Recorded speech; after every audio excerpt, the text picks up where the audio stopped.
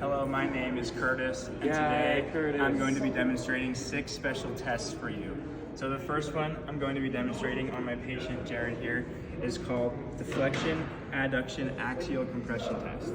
In this test we're looking for labral pathology, and it would be a positive test if you have a reproduction of signs and symptoms. So you're going to first bring the involved knee into flexion, adduction, and then from the knee you're going to provide an axial compression. If there's a reproduction of symptoms, that would be a positive test for a potential labral pathology. The next test is similar, but it is flexion, adduction, and internal rotation. And it's the same thing, you're looking for a reproduction of symptoms for a potential labral pathology. The next test is called the hip scour. This one you're looking for labral pathology or impingement. This one could be a positive test with pain or a reproduction of symptoms. You're going to bring the knee into flexion, and then you're going to do at least 2 cycles of bringing the knee in a circle like this. It's called the hip scour test. Again, looking for impingement or a labral pathology. The next test is the Kendall test. So if you could stand off the table, bring one knee up to your chest, and then lay back on the table. And if you want to come over here, what you're looking for is this foot. So this is actually a positive test for tight, rectus femoris. So because this is not back in like this, it's extended, that would be a positive test indicating tight flexors, knee flexors, hip flexors. Okay. The next test is called the Trellenberg test. In this test, we're looking for a weak gluteus medius. So you're going to have them stand with their hands on their hips, on their iliac crest, and bring one leg up. And you're going to look for the hips to be the same height. If one hip drops, that would be a positive test. And then the final test we're going to be doing is the piriformis test, testing for a tight piriformis. So you're going to have the patient on their side. You're going to start on the non-involved side. And you're going to bring the bottom leg back like this, stabilize at the hip, and push the knee down, getting a stretch in the posterior thigh. You're going to look for pain in the posterior thigh or where the piriformis is, and if there's pain, that would be an indication of a tight piriformis, and that would be a positive test. And that is all the tests I'll be demonstrating today. Hi, I'm Jared. Sharp, I guess, because there's 2 Jareds. Today, we're going to be doing some tests. We're going to start with the patient lying on your side, ready please. This is the femoral nerve traction test. So what you're going to do is if the bottom leg is the leg that's hurt or impinged, you're going to stabilize the hip and you're going to pull back so it stretches. And this is a reproduction of signs and symptoms. So if that's starting to feel numbness or tingling, that's a positive test. It means something is pinching the femoral nerve. And the next one, if you lie on your back please, nice and straight. This is the hurt leg. I'm going to bring it up until it starts to feel tight.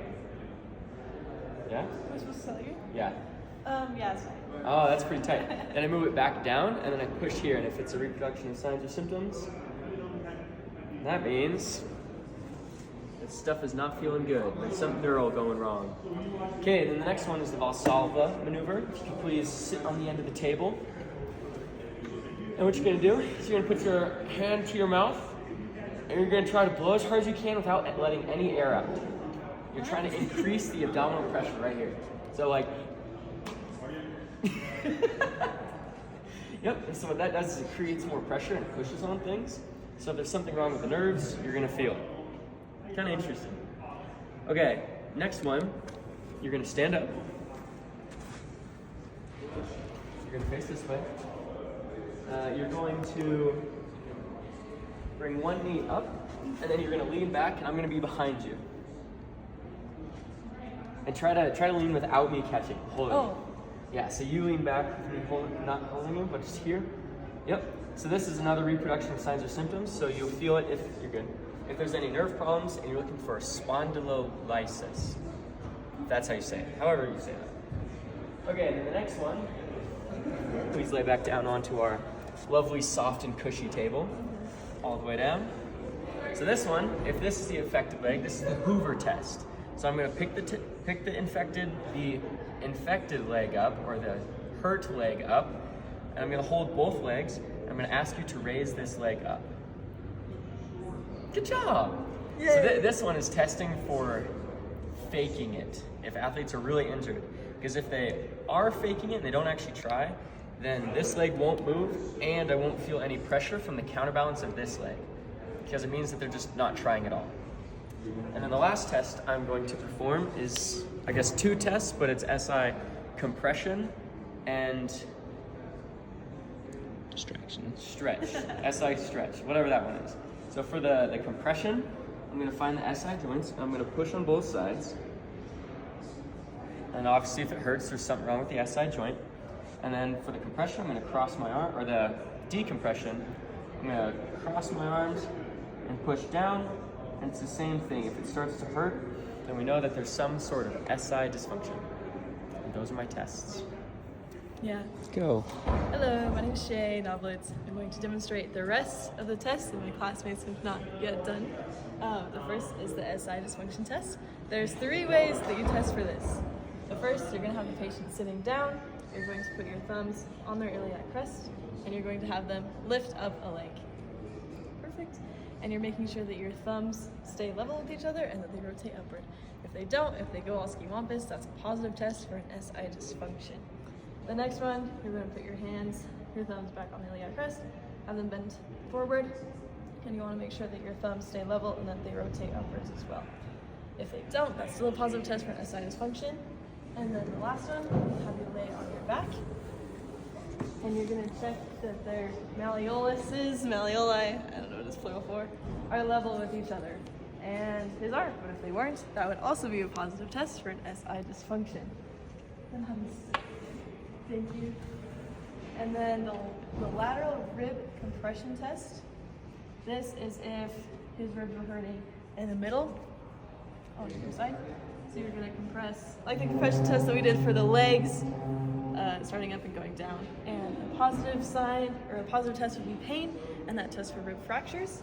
And then the anterior posterior rib compression test is very, very similar, where you squeeze on the front and back side, going down to test for pain, and that would be a positive rib fracture in this area. And then the cervical compression test, this was kind of funny. You're gonna push down on this head and test for pain and the cervical vertebrae. A positive test would be a reproduction of signs and symptoms, and that shows damage to the nerve root.